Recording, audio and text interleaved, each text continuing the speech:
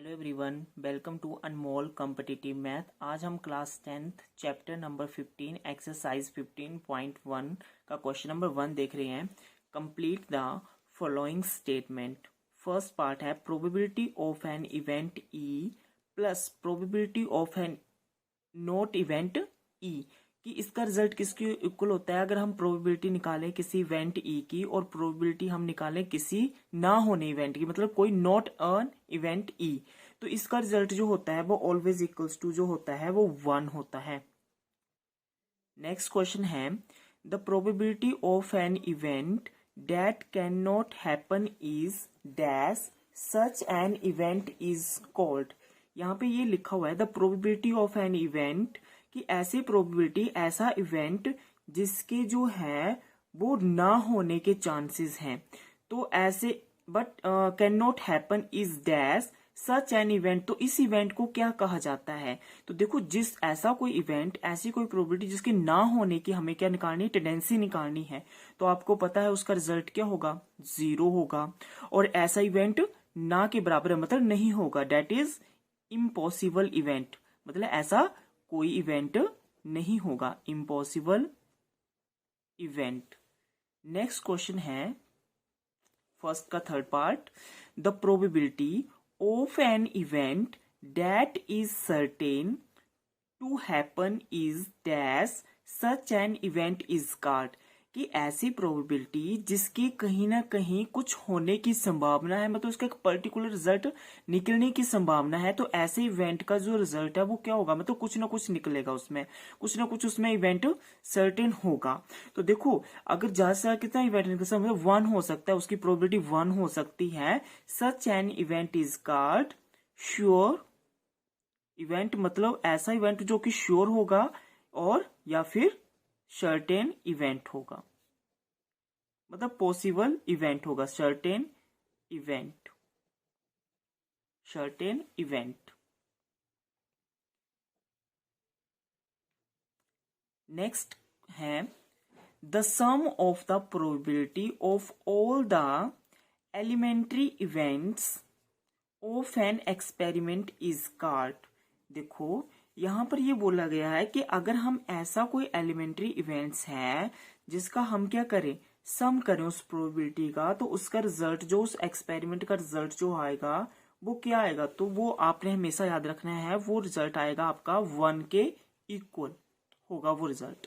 Next question है the probability of an event is greater than और equal to dash and less than equal to कि ऐसा probability जिसका मतलब जो आंसर है वो कहां से लेकर कहां तक वेरी कर रहा है, ठीक है, कि ऐसा उस प्रोबेबिलिटी का इवेंट वो कहां से ग्रेटर तक हो सकता है, कहां तक लेस हो सकता है और कहां पर वो इक्वल हो सकता है, हमें ये क्वेश्चन पूछा हुआ है।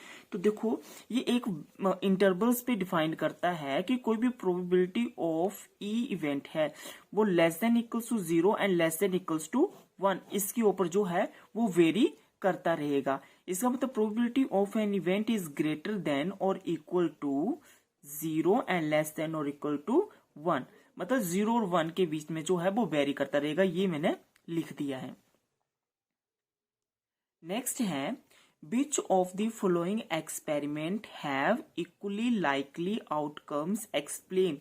देखना कि ऐसे ऐसे एक्सपेरिमेंट हमें बताए गए हैं जो कि इक्वली लाइकली आउटकम्स हो, मतलब सभी का जो मत है ना, सिंपल सी समझना ही बात, कि सभी का जो मत है ना वो एक जैसा हो, ठीक है, सभी का मत क्या हो, एक जैसा हो, इक्वली लाइकली आउटकम्स हो, ठीक है, कि अगर अगर हम एक क्वाइन को उछाल रहे हैं तो क्या आ रहा है, हेड आ रहा है और क्या आ रहा है, टेल आ रहा है, ठीक है, सिंपल सी बात समझना, हेड आ रहा है और टेल आ रहा है। इसके अलावा कुछ और आउटकम्स तो नहीं निकल के आ रही है, मतलब सबका सोचने का मत क्या है, एक जैसा है, मतलब इक्वली लाइकली आउटकम्स है, ठीक है। तो इसके बेस्ड हमें कुछ जो है वो हमें एग्जाम्पल पूछे गए हैं। और driver attempt to start a car, the car starts और डज नॉट स्टार्ट, कि क्या बोल रहा है कि एक जो है वो ड्राइवर है वो कार चलाने का क्या कर रहा है, प्रयत्न कर रहा है, स्टार्ट कर रहा है, और आपको बताना है कि उसकी कार जो है वो स्टार्ट हो रही है, नहीं स्टार्ट हो रही, मतलब बताना है कि ये इक्वली लाइकली आउटकम्स है कि नहीं है।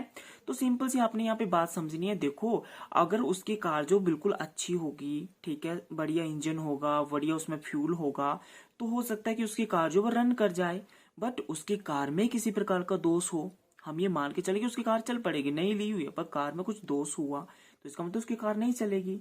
इसका मतलब यहाँ पर एक जैसा मत नहीं है, कार चल भी सकती है और नहीं भी चल सकती। इसका मतलब not an equally likely outcomes.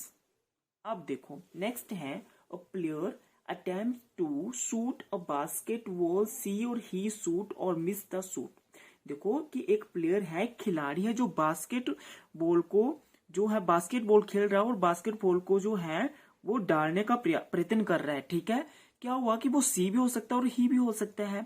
अब देखो अब ये तो उसका ये डिपेंड करता है कि वो कितना अच्छा खिलाड़ी है। अगर वो अच्छा खिलाड़ी नहीं होगा तो वो क्या करेगा, उसको पूरी तरह शूट नहीं कर पाएगा, ठीक है, बास्केटबॉल को, या फिर वो उस गोल को अचीव कर लेगा अगर अच्छा खिलाड़ी होगा। अब देखो ये तो डिपेंड करता है कि उसकी ट्रेनिंग किस तरीके से हुई है, वो खिलाड़ी कितना अच्छा है। अगर वो खिलाड़ी अच्छा नहीं है इसका मतलब वो क्या कर सकता है, वो उस बास्केटबॉल को शूट नहीं कर सकता है। ठीक है, तो इसका मतलब ये भी क्या हुआ, नॉट इक्वली आउटकम्स हुआ। ठीक है ना, अब जब मतलब सभी का मत एक जैसा नहीं हो सकता। अब ये तो खिलाड़ी पर डिपेंड करता है कि वो कितना अच्छा खेल रहा है और कितना अच्छा नहीं खेल रहा है, या फिर उसकी जो प्रतिभा है उस पर डिपेंड करता है। तो ये फिर not an equally likely outcomes हुआ। नेक्स्ट है a trial is made to answer a true और false question, the answer is right और रॉन्ग। देखो कोई भी मान लो, देखो मैं एक क्वेश्चन दे देता हूं और आपको वहां पर ये बोला गया है कि ये ट्रू है या फॉल्स है। ठीक है, आपको बताना है, मतलब जो स्टेटमेंट दी गई है वो राइट और रॉन्ग में बतानी। देखो कोई भी क्वेश्चन होगा जो मान लो अगर ट्रू फॉल्स की फॉर्म में है, या तो वो सही हो सकता है या फिर वो गलत हो सकता है। अब बीच में तो उसका आंसर होगा नहीं कि ट्रू और फॉल्स के बीच में हो सकता है उसका, तो ऐसा पॉसिबल नहीं है। ठीक है ना, कोई भी अगर मान लो उसमें कोई भी क्वेश्चन दे रहा हूं, मैंने आपको बोल दिया कि वो ट्रू होगा या फॉल्स होगा, तो दोनों में से एक ही होगा ना, मतलब सभी का मत एक जैसा है। इसका मतलब यहाँ पर that is a equally likely outcomes हो सकते, क्योंकि कोई भी स्टेटमेंट है वो अगर वो ट्रू फॉल्स के कर ली तो राइट और रॉन्ग में के रेटेड ही होगी। ये बिल्कुल सत्य है कि ये तो नहीं हो सकता कि वही स्टेटमेंट ट्रू है और वही स्टेटमेंट रॉन्ग है, तो ऐसा पॉसिबल नहीं है। तो that is equally likely outcomes. ठीक है, एक इसका या तो वो राइट हो सकती है, या तो वो रॉन्ग हो सकती है, या तो वो ट्रू हो सकती है, या तो वो फॉल्स हो सकती है। तो डेट इज अ यस। अब है फोर्थ है baby is born, it is a boy और अ गर्ल। देखो मतलब अभी जन्मा मतलब बच्चा, ठीक है, अभी जिसका जन्म ही हुआ है, अब वो बेबी बॉय भी हो सकता है, बेबी गर्ल भी हो सकता है। ठीक है ना, अब यहाँ पर ये थोड़ी हो सकता है कि वो बॉय और गर्ल के मतलब, हाँ अगर आप यहाँ पे बात ध्यान से रखें तो ट्रांसजेंडर का यहाँ पे सवाल हो सकता है। ठीक है, अगर हम एक कॉन्ट्राडिक्टरी रिजल्ट देखें, बट यहाँ पे हमें ये नहीं बोला गया, हमें यहाँ पे सिंपल बेबी बॉय और बेबी गर्ल पूछा, ना कि औरत ट्रांसजेंडर पूछा हुआ। सिंपल सी बात यहाँ समझनी है, यहाँ पे सिर्फ बेबी बॉय और बेबी गर्ल की ही कंडीशन हमें दी गई है।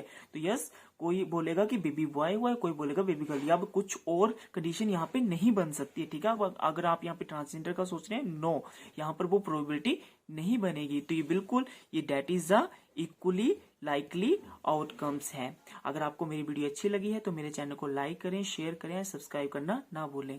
Thank you everyone.